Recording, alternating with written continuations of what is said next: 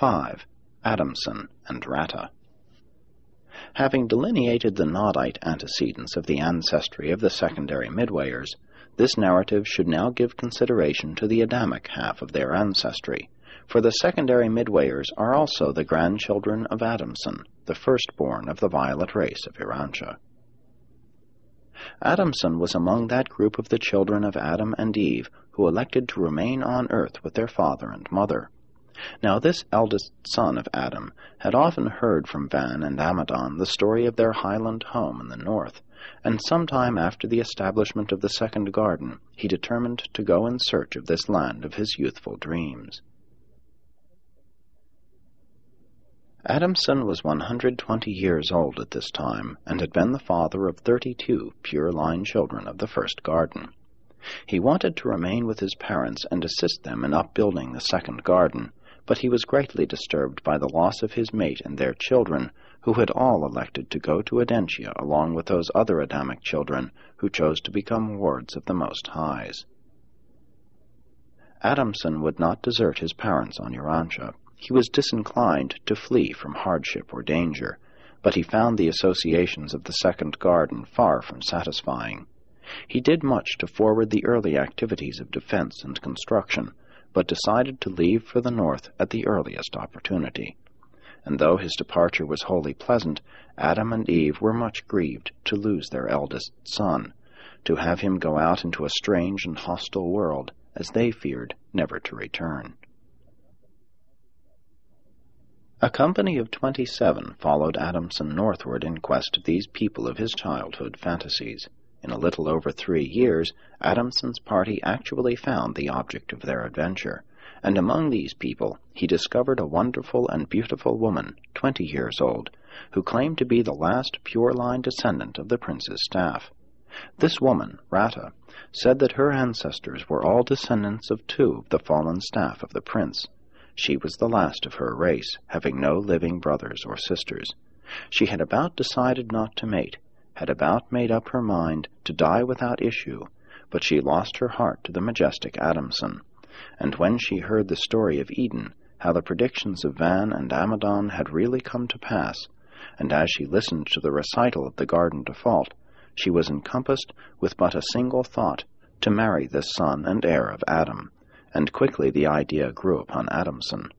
In a little more than 3 months they were married. Adamson and Ratta had a family of 67 children. They gave origin to a great line of the world's leadership, but they did something more. It should be remembered that both of these beings were really superhuman. Every 4th child born to them was of a unique order. It was often invisible. Never in the world's history had such a thing occurred. Ratta was greatly perturbed, even superstitious. But Adamson well knew of the existence of the primary Midwayers, and he concluded that something similar was transpiring before his eyes.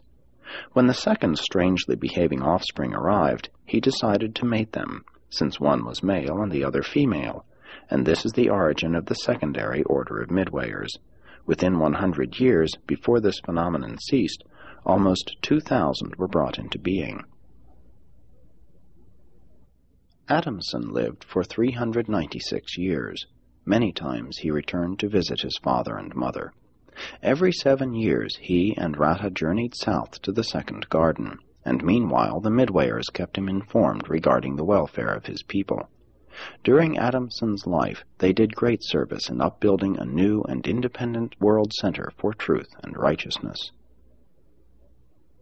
Adamson and Ratta thus had at their command this corps of marvelous helpers, who labored with them throughout their long lives to assist in the propagation of advanced truth and in the spread of higher standards of spiritual, intellectual, and physical living. And the results of this effort at world betterment never did become fully eclipsed by subsequent retrogressions. The Adamsonites maintained a high culture for almost 7,000 years from the times of Adamson and Ratta. Later on they became admixed with the neighboring Nodites and Andonites, and were also included among the mighty men of old. And some of the advances of that age persisted to become a latent part of the cultural potential which later blossomed into European civilization. This center of civilization was situated in the region east of the southern end of the Caspian Sea, near the Kopet Dagh.